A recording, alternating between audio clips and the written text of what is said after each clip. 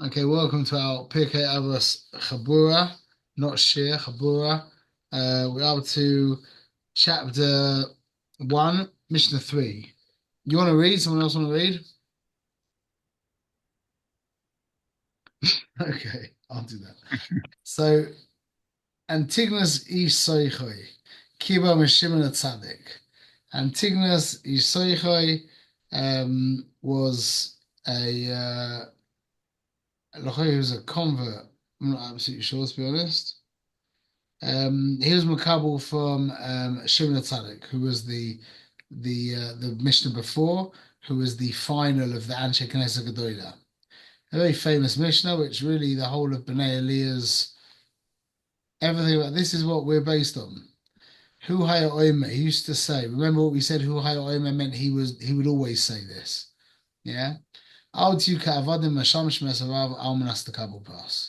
not be like the servants who serve the Rav so as to receive reward. Rather be like the Avadim that serve their Rav not for the sake of receiving reward.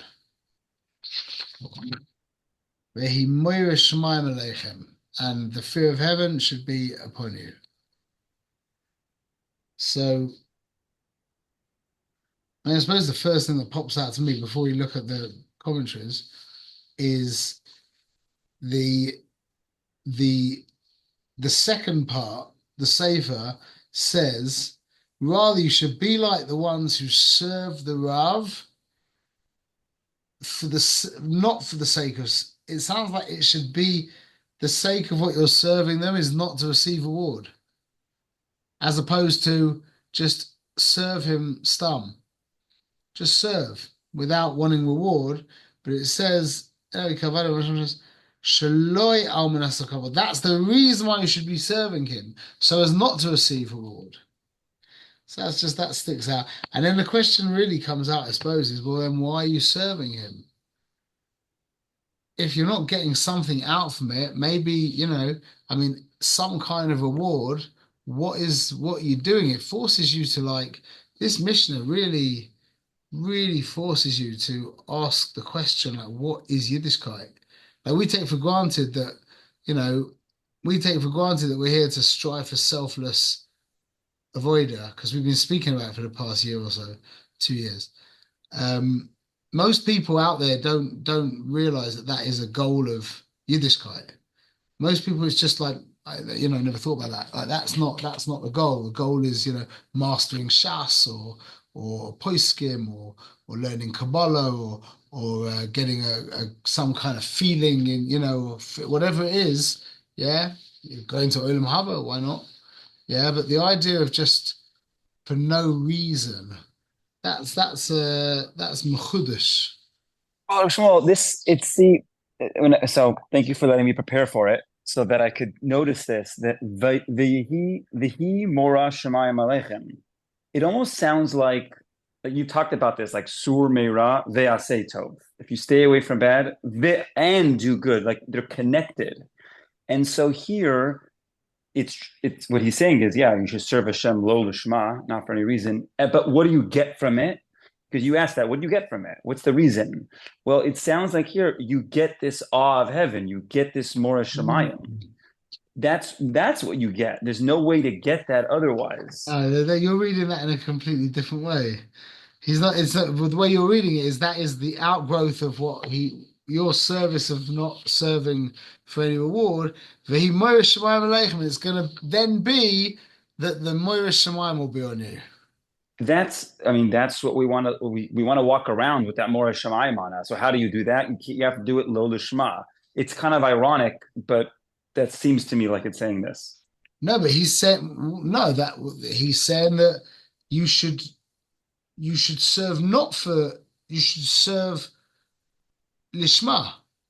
For no reward. Yeah, and then is that what you're saying? That if you serve for no reward, then it will end up that you'll end up with this level of Yiras Shamayim. That's what you're Yes. saying. Yes. Yeah. Okay. So Right. what was I that thought. good about punishment? What do you mean by what are you talking about reward and punishment then? Oh, Vesur Meirav Ve'aseitov. Just Yeah. what I was saying with that is that the both of those lines are connected. Like it's not just I'm saying the Ve'aseitov, this right, it's and they're connected. So to here, it's not like it's a new line, this the Hi Mora Shemayim Aleichem. Ah. It's connected to by you serving Hashem for no reward, you get this reward. It's like what's the Ah. phrase you do a mitzvah and to get another mitzvah? Mitzvah gereres mitzvah or schar mitzvah mitzvah. This sounds similar to me. Yeah.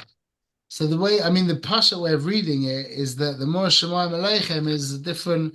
It's saying, look, serve not to receive reward, and you should also be a Shemayim, not Yiras Oynesh, Yiras Shemayim. That's the basic reading. You're reading it the way you're reading it's a little different. Go on. So what you looked into anything else? Uh, yes. Go on. What did you Oh, say? go on. Okay. Well, I just have a question actually. So this on Tigros, he's a student, right, of Antigonus Shimon. of Shimon He's a Asari. student of Shimon Atzadik. Yeah. Usually, there's a connection between teacher and student. Okay. So if the teacher is saying that the world stands on three things, and then this student is saying, I'm trying to understand the connection between the student and the teacher here. How does the teaching of Shimon Atzadik and teaching of Antigonus relate? Mm. I don't have a good answer. I'm just trying to understand what the connection is. So go on. What did you come up with? Oh, I don't have an answer. I just have a Yeah. question. So Shimon Zayt says it's a great question. I mean, I suppose you can ask that question many times during through Pirkei Avos. He's the world stands on three things: Torah, Avodah, Gemisa Sadim. I mean, you could really say that Antigonus Yisoichai is saying that the that these three things, Shalom, that these three things need to be done. Lo Yam Ras Couple Pras. I mean, Mm-mm. when I think about it, I really do think like this: is that if you're serving God for Olam Haba or for any kind of reward, what makes you better than any other guy in Olam Hazeh who's doing things for his own pleasure? Like, why are you, what's so good about that? That's how I see it. I really don't see it as being different. It's like there's the guys like the hedonist kind of guys, yeah, who are, fressing and drugs and women and rock and roll, yeah. And then, okay, that's Garua. And then you've got the more put together guys who are delaying, immediate gratification for, they're saving money, they're investing in their health, they're getting projects up and running, building businesses, whatever they're doing, yeah. But it's still about me, just I'm looking a little bit further. And then what? So it's saying now the next level is, well, past this whole world, and the next level is now you're investing in your infinite future. So it just means that you're a little bit more intelligent. Is that I hear what I'm saying? Like I really Yeah. it just feels like this whole lo lishma, mitoch lo lishma boy lishma is like, okay, the only the only good thing about it is that you're going to eventually come to lishma, maybe. But as it is, if you're serving for yourself, like what makes you better than?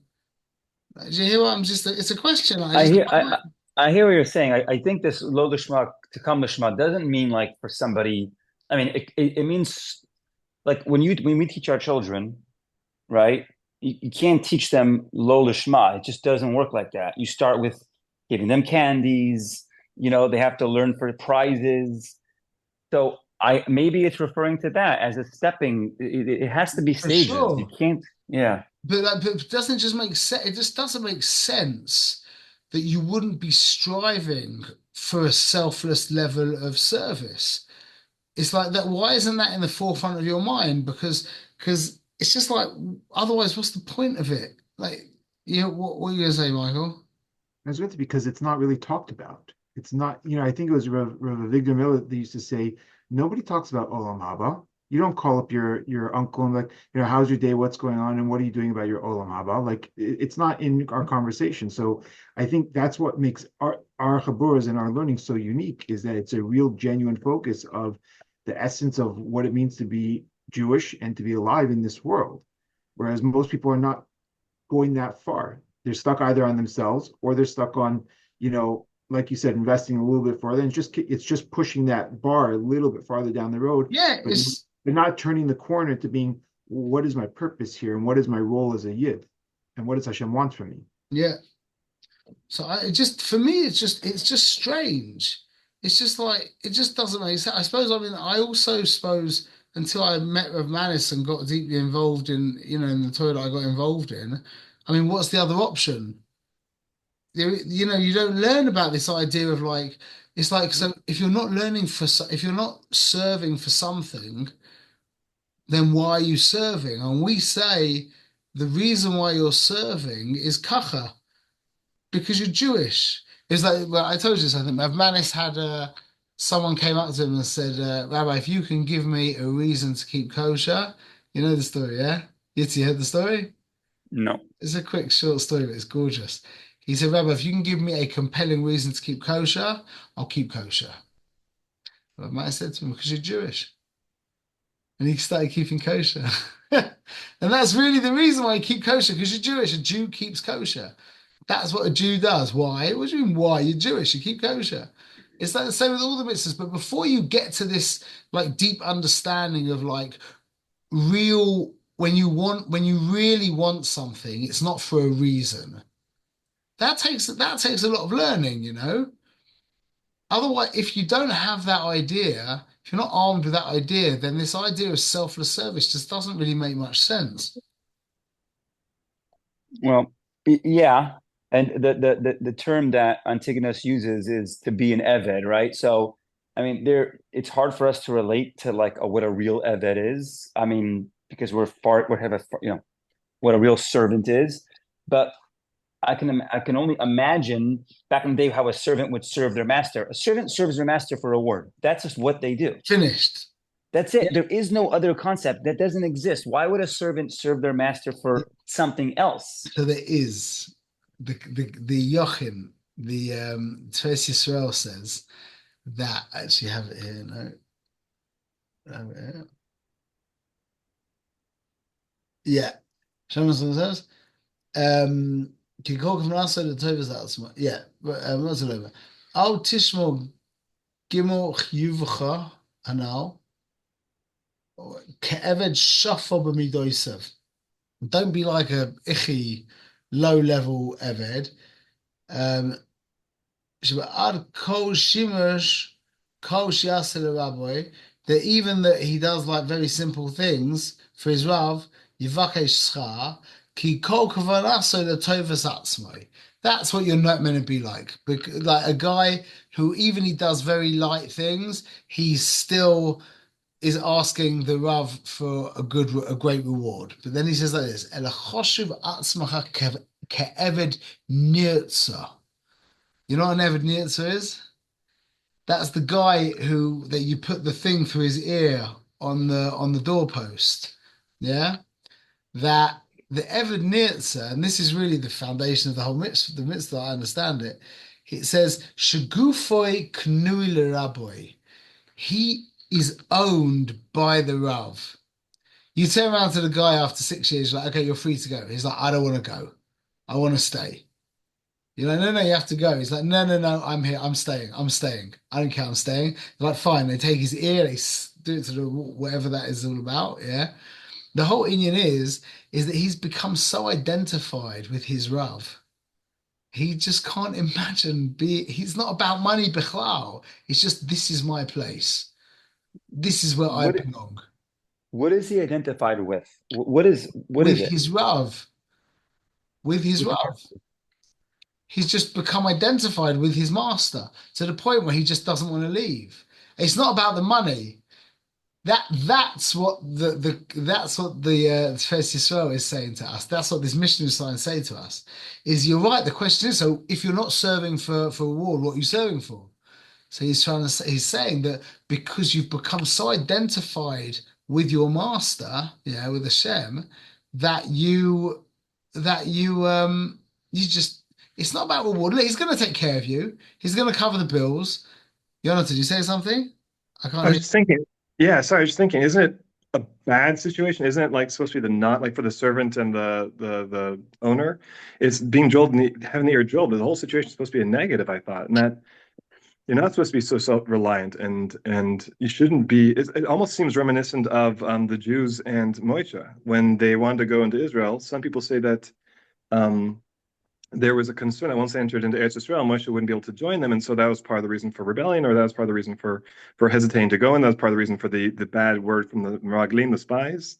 So similarly, it's like they were connected to the Rav, and it wasn't the right thing in that situation. Similar to a servant who doesn't want to leave the master's home, he's ill. You just cut out. Jonathan, you just cut out. Punishment, I thought, and it's not the way to go. Jonathan, you just cut out the past. Oh, sorry, Second where did it cut? out. Sure, where did it cut out? About after the Maglim, you said. Yeah, so it seems like similar that the Meraglim also they say the one understanding is that they didn't report well the land because they knew once they entered in, Moshe wouldn't be allowed to join them, and so they also they wouldn't get the man, they wouldn't get all these Yeah, benefits. that wasn't about Moshe so much. That was about that. I mean, one of the ideas is they didn't want to leave their, the state, their very spiritual state that they were in the desert. It was too good for them. But there is a case where there is a concern for the Jewish people to enter into the land without Moshe, and they try to prolong the entrance in. And they were close to the Rav, and it seemed to be. And even if we go back to the case of the slave and the master, the servant or slave not wanting to leave, having the ear drilled was a punishment, not a. It wasn't a good thing.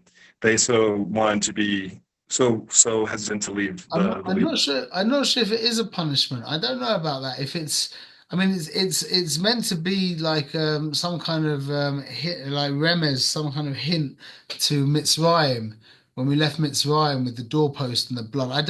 It's like you wanted to be. It's not. I don't think it's more like a punishment. It's like a sign of. You're right. It isn't a positive thing, but I don't. I think that in this case, he's talking about it in a positive way, in one sense that this guy feels like he belongs to his Rav. Now, I understand that could be a negative thing, yeah, but it's obviously not a negative thing in this case. But Right. had people come for Shabbos to my house this Shabbos, and I told them the moshe of the photocopier, of the printer. I said, you just go and buy yourself a new printer, and it's got the little LCD screen on it, yeah. And you send the first document to get printed, and nothing happens. You walk over to the printer and you look at the printer, and there's a an image of a with a finger, the middle finger, yeah, and underneath it says, "Leave me alone, I'm busy." And you're like, "Excuse me." What? You know? And these guys, it resonated. It was like they were young guys, and it you should it hit them so deeply. It's like, yeah, that's unacceptable. That's on that, my baseball bat would be, I would have my baseball bat immediately. Yeah, that printer would be in pieces. And it's just that idea of that if you belong to someone, you belong to them. It's the right thing. I mean that I think like that I really try and think like that as much as possible. Like I mean he made me. So how much more can you belong to someone if they made you? Kol v'chomer, they made you out of nothing. Yeah. There was nothing, they made you out of it. Yeah. Like what I mean, you know what I'm saying? It's that's what the Kli Yakar says. He says so the not the Kli the Yachin, he says Shagufoi kanoi leraboy. That's the main point, is that you belong. You belong, your body belongs to the Rav. That's really the idea. So if that is the case, and you're cognizant of the fact that you belong to God, you're his property, then like you're right. What I mean, why should I be asking for a reward? I mean, look, I'm assuming that you're going to help me live. You're going to keep, you're going to you're gonna, feed me and clothe me and do you're gonna take care of my needs because that's so I can serve you. But it's not for that. You know what I'm saying? That's I think the point of that idea of the Evid is just that feeling of being owned, belonging to the Rabbanu Shalom. You know what I'm saying? Yeah, that's a good answer. Thank you. Yeah. Um, then there's also the famous story. The Rambam brings it, and then the Rab brings it later on. We've spoken about many times. Is that the two infamous leaders, the Tzaduk and Baitus, who turned into the Tzaduk and the Baitusim? They were a product of this Mishnah. The way the Rambam says it is they heard Antigonus Soichoi say like this, and they said, "What? That means that there's no reward or punishment," and they left the whole thing. Yeah, and what they did originally is they dropped everything, not just Torah Shabbat but Torah Shabbat as well, the whole thing, because they just wanted to rebel. And they tried to bring a lot of people with them. It's interesting because when it says like when you rebel, you want to bring people with you. I suppose that's just the idea. Everyone wants to build an organization, just wants everything to get bigger and bigger. So he said that they rebelled. They were trying to draft Yidden to join their clan, yeah, and no one would go with them because they dropped everything. And they realized that you couldn't be koifa in the Torah Shabbat. There was too many. I mean, especially 2,000 years ago, it was too fresh, yeah, and it was too real, and you just couldn't deny it. That was basically what the Rambam says. You just couldn't deny it. So they said fine. So they decided their ideology was we believe in the Torah Shabbat, but we don't believe in the Torah Shabbat Peh. And then they were actually matzliach in getting a bunch of people to join them in their thing, in their whatever you call it, their rebellion, whatever. So that's what the Mishnah later on warns. It says that in Tignos Yisocho, like be careful saying things like this because you caused those two factions of the Baitusim and the Tzadukim who caused untold amounts of trouble to Israel in that time period as well. So that was something that came off bad. I mean, I suppose you take from that the I mean that to talk about a selfless service for some people is just a bit too much. But I think we're just in a completely different situation now. And I think I'll tell you, I went to a chasna last night, and this guy who you actually know, quite a famous guy, he mentioned to me that he said to me, "Do you want to come with me to a schwitz?" In front of a couple of other people. He just spoke and he went to the schwitz, and this hall is really nice and whatever. So you want to come? I was like, no. Like, not at all. Like, what? I'm just gonna sit there and like just pleasure myself. Like, I don't care enough. Like, I like when I do we do once a year, we do this Yom Kef, yeah, where like a day of fun. But please God, you'll come with us one day next year. And we take a bunch of guys, we take a minion of guys, and everyone pays like, 30, $40. And I buy we get delicious, I get out, like we make delicious sandwiches, meaty sandwiches in the morning, and then a big barbecue in the evening, and we go to a couple of different places, locations, bring a guitar or, just, a lot of schmoozing and just hanging out and stuff.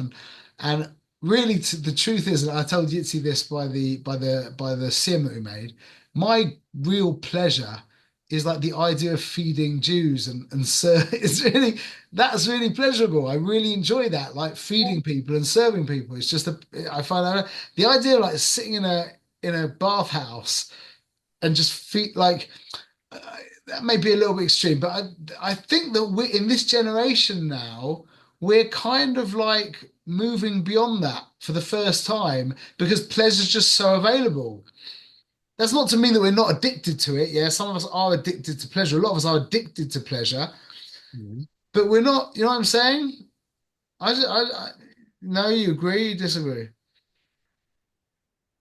Why do you see that we're moving beyond that in this generation? Because we've had so much pleasure. Like, it's just been like, you sit in comfort. You realize in the old days, yeah, go back a couple of hundred years, there was no such thing as a house that didn't have water dripping in.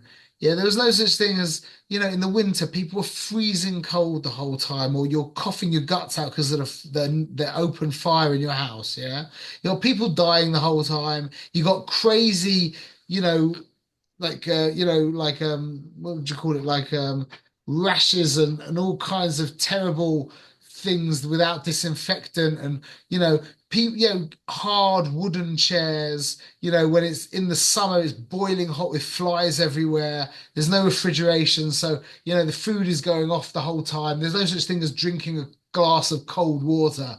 You know what I mean? There was just no such thing. It didn't exist. My father-in-law, Zayek Stark, who is 93. Yeah, he's an old man. He's in good shape. Baruch Hashem, he's in great shape.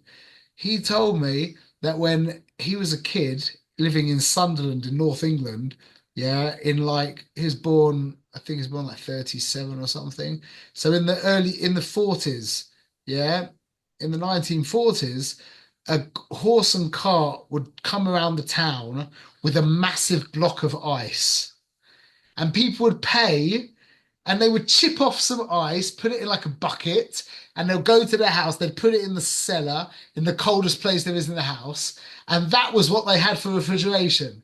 You wanted something cold, it was to do with that bucket of ice, and that was a chiddush. That was a chiddush. You know what I'm saying?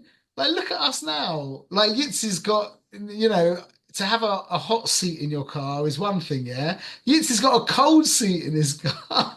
You can make your seat cold. I'm just saying, it's like just, you go to, what is it? I can't hear it. I also have, just to be honest, I also have when I take the top off, there's a neck warmer as well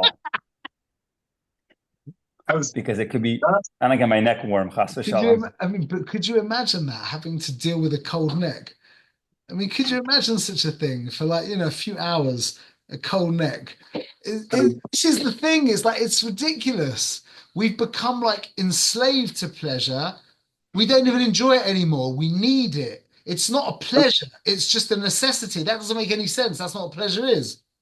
Yeah, I was down there this week just thinking about that. I wanted to ask you, like, you work all the time. You're working. You're always doing something. I was thinking, what do you do for exactly? I was thinking joy, but I think pleasure was probably the question more. Like, what do you like?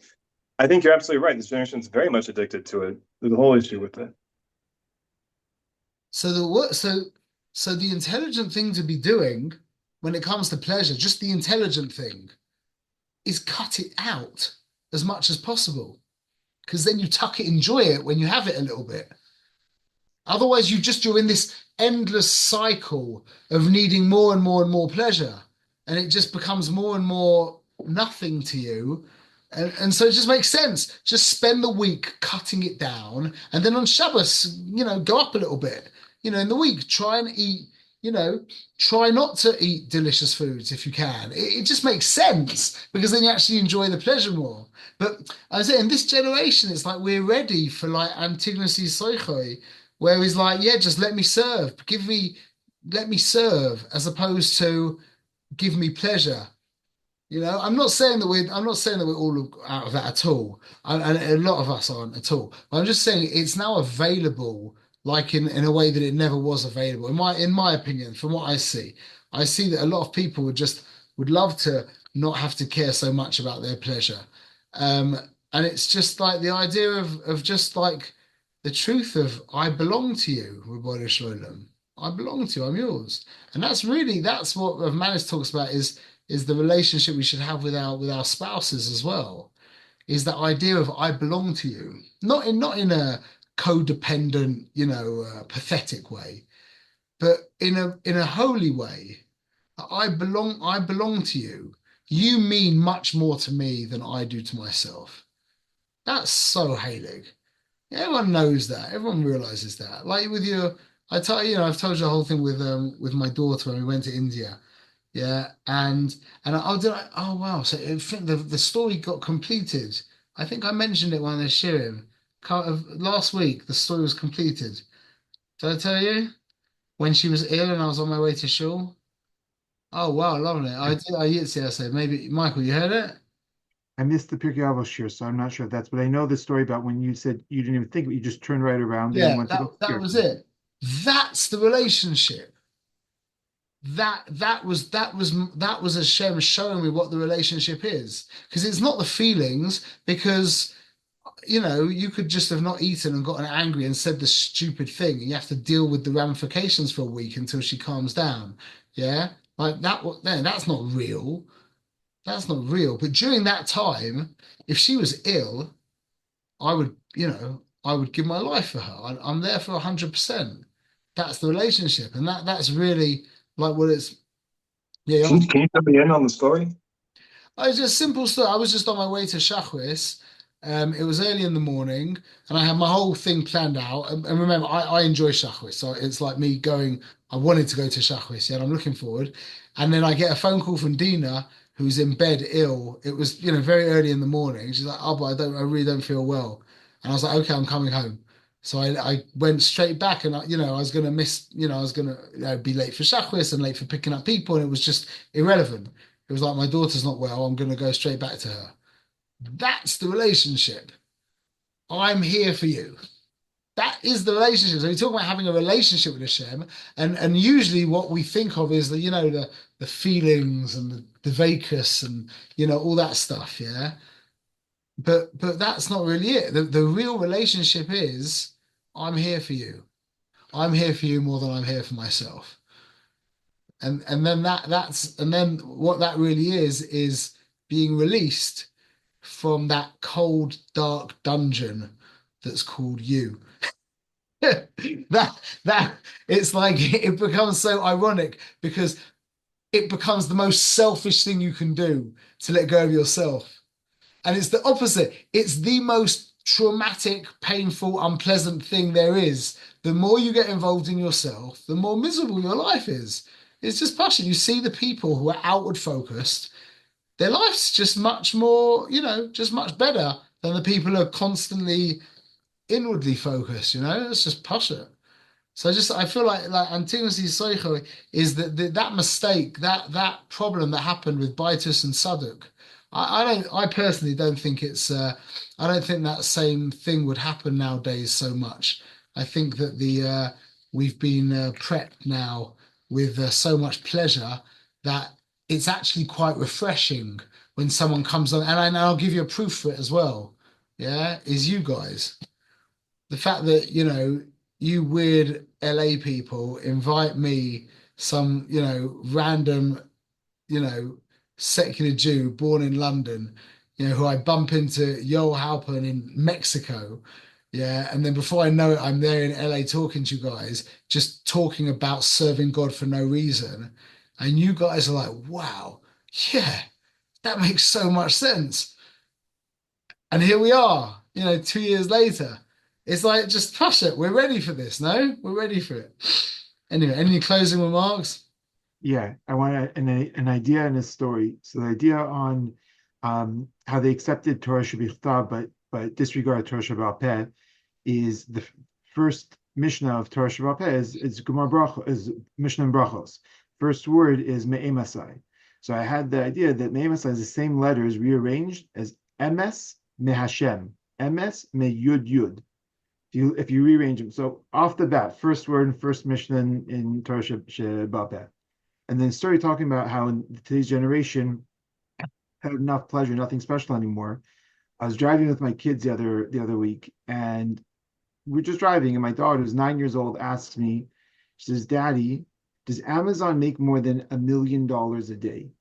I said, "Yeah, much more." I said, "They probably make more than $1 billion a day." And I looked it up. It's like 1.3 or 1.4 billion a day or something like that. Some huge, huge number. She said, "Wow." She said, "Who's the owner of Amazon?" So my son says, "Jeff Bezos." And after a minute, my daughter says to me, How old's your son? 12. So my daughter's 9 says to me, "Daddy, I wouldn't want to be him." I said, why not? And she said, because then nothing would be special anymore, because he can have whatever he wants. She said, there's no waiting, saving, earning. She said, can I have what he says, I wouldn't want to be him. That's a I wonderful thought that was girl. amazing for a That's 9-year-old. that's very beautiful. Okay, I'll be him. I just mentioned very quickly, just because you mentioned it, the first Mishnah of the Torah Shabbal Peh, yeah, which is Memes Hakoyin Shema Ba'aruvin, Yeah. yeah, Mishah Shekainim Nichnasin Lecho B'Trumasim, yeah. The two things we do with our Peh is we speak and we eat. Yeah. When do we say Shema? Speak. From the time when the Kohanim come in to eat their truma, eat. That's the two uses of the peh. With Torah Shabbal Peh begins with the two uses of the peh, speaking and eating. It's just a cute idea. Very nice. I can finish on a brocha. Can we finish on a brocha? Yitzi, can you give us a brocha? You're a Kohen. While he's thinking, I want to say that may our speaking and may our eating be holy. Amen. That's a lovely brocha. Amen. As Jonathan's in his kitchen preparing something. The bracha is that that the learning that we're doing, and we're really trying to really imbue in this das that Shmuel you mentioned so many times, that we should just become a part of us, that we should serve Hashem lo lishma, just to serve, that it should just radiate into everybody that we see and everybody that we don't see, and all of Klal Yisrael should be doing this, all of us. Amen. Do By the you way, find I'm using so? this opportunity of Kedusha to cook for Shabbos, actually. So while I'm cooking Oh, food for people, beautiful. I'm using your guys' our Torah to uplift the food. So it's, Goldic. yeah. But Yitzi and Michael, you talk to people who aren't connected to B'nai Aliyah about these ideas. What's the how does it how do you feel it affects them? What's the consensus? I'll tell you, my mom this Sunday, just this week, we were driving together, and just out of the blue, randomly, she asked me, "Do I ever think about the present? Do I ever think about the now?" It's just so we had a whole conversation about that, and she was like thrilled with the. I mean, it was like a lengthy, long conversation that we had. So it really touched her, and she really appreciated what I had shared, using a lot of the things that we've talked about. Wow. Yitzi, what do you feel? People are open to this idea of just trying to become a selfless person, just trying to. I think, knowing Michael a very long time, I think when people look at Michael, and I think when people look at me, I feel like they see a change in Michael and myself. They know it, they're aware of More it. than the beard. Yeah. And like they're almost like, how, what, like what are they doing? Yeah. But, and this is, I wish I could say, and I just can't figure out a way to get people fully on board faster. So it's hard for me to express it, because I'm just, there's so many steps, and I feel like, well, what was my first step? I even forgot, what was my first step? How did I get here? So how do I relay that to people I find it very difficult. Yeah, I hear. I mean, practicality aside and trying to get them to listen to this show and do that, just being like I remember who was it with? There's been a lot of times when this things happen. Just when I was with who was it? Oh, it was with it was just recently. I had some guy at my Shabbos table who was a young guy who was like a kind of go-getter, he's just beginning in the world of making money, and he's making some money, and he's in my house. And I told him about when I borrowed Tomer's car, with his nice BMW, yeah, and how I thought that I was completely over the idea of a fast, fancy car. Like it just meant nothing to me. And I realized I wasn't, because I was expecting it to be more than what it was. It was the first time I ever drove like a sports car, like a nice, like a really fast, nice sports car. And it was just like absolutely nothing. It was just so nothing. And I was like surprised, meaning that I really wasn't over it. I still thought there was something to it. but just speaking so frankly and just like you could see it affected him. Like just I wasn't doing it to affect him. It was just true. It's like that's ridiculous. And it's those kinds of statements. I think you'll be amazed how deep an impact they can have on people. Like someone says, you're going to get Olam Haba for that. You're going to get a big Olam Haba for that. And you turn around and say, oh, I don't care about Olam Haba. And you just don't think about anything. And that, like, they walk away and you don't see them again, maybe. And that, like, sticks in their head. Like, what do you mean you don't care about Olam Haba? What do you care? And those kinds of things. So never, never, never, never think that these little moments of thing that little interactions you have with people, they can leave huge you know huge huge deposits into people's psyches and stuff, very positive things, and who knows what happens, who knows. Yeah, What I so just find one. Oh, Michael, please.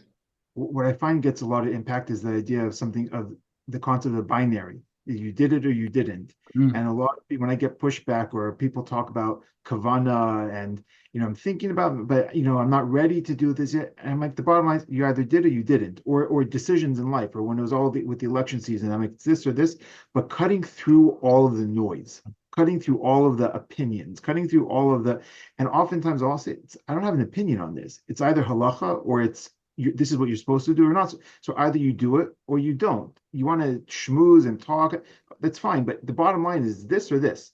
That's it. And it just cuts through to clarity where it's really startling to people. And I've gotten that like reaction where they're like, oh, and it just stops them in their track because they're busy in the whole The discussion part. complexities, everything's complex, and you're Yeah. like, no, no, no. Very Complexity simple. happens down here, but when Yeah. you're up here, things aren't so complex.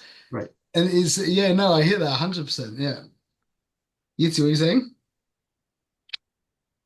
Um, no, yeah, it's reading these Mishnas here in Pirkei Avos, it's so clear how it goes from teacher to student, and I just find that a lot of people that I know here don't have any teachers.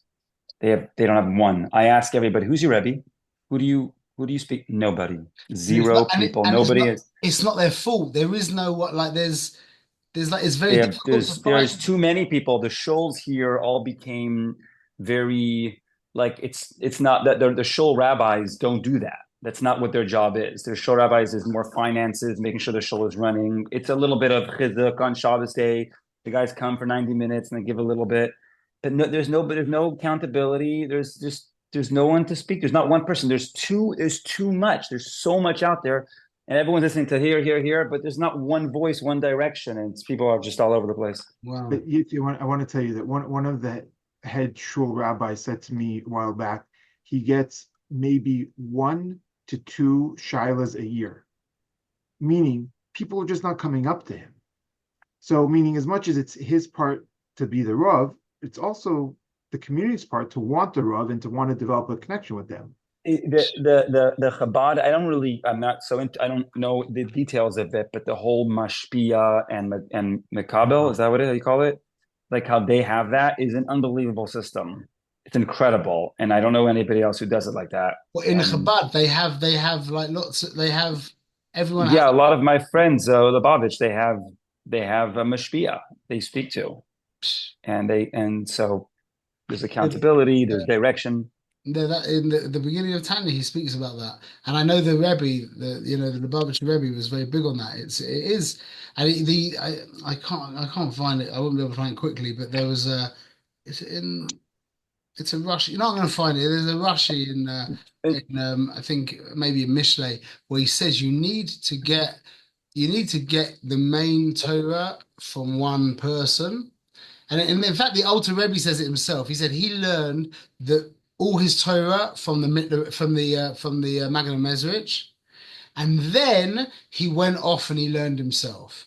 And that means that you're taking the Masorah that you got, which is just light, as we've said many times, it's ore, and now you're kind of qualified to to experience the Torah because you're really experiencing it, so to speak, through the eyes of your Rav and through the mind of your Rav. Mm. That's the and it's yeah, it is a big chiddush. It really is a big chiddush. Yeah. It's like, was it Delta Airlines or one of them that has the idea you're now free to roam about the country, something like that? Do you know what I'm talking about? It's one of them. It's like you're now free to roam about the country. What, like a slogan? Like a slogan. Yeah. So Okay. meaning once you're up in the air, it's okay, now you're free to roam about. So it's basically once your Rebbe brings you up there, once you're up, then you can go roam around. Then you can go Yeah. check out. It means you can take everything in perspective. Like that's what happened with me with the Tanya, is once I put so much energy into Tanya, it gives you context to understand everything else. Even if it's not 100% right, I mean, I think it is, but even if it isn't, it's really helpful as opposed to like, I should, one minute, let me, The framework. I'm going to just finish on this, but I'll show you something really cute. Jonathan, you're going to love this. This is what I think that most people's hashkafa, if you were to make it into an image, yeah, this is what it would look like.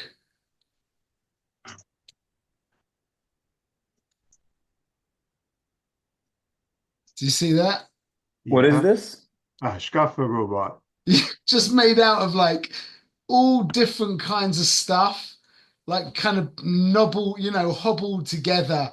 You got a bit from the Mesilas Yesharim, you got, a couple of prakim from the Shai Yichid V'Amun, you a little bit from the Chovos HaLevavos, you got a few midrashim here, you got some Gemuras, and you just kind of, stick it all together and nail it in, and I whereas, don't know.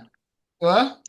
I kind of feel like it would be nice if there was less robot and more diversity. That would be nice. What do you mean? I'm not with you. Well, it feels like, at least in my experience with the religious world here, it's like everyone's a robot. Everyone's afraid to step out of line. But you talk to people, they're quite diverse, but they're afraid to explore that diversity. And so what they do is they just do whatever has been accepted by their kahila, and whatever isn't accepted, they just ignore, even if it could do them some good. And it's not like it can be completely kosher, but there's such a roboticness without the diversity. I hear what you're saying. It's a nice, Yeah. it's so completely different. Very nice. Okay, I'm gonna go and daven my roof. Lovely. Shkoyach. Thank you for the chizuk, everyone. Thank you. Thank you Thank guys. you, Ben. Have a Good great Shabbos. Shabbos. Good show, everybody.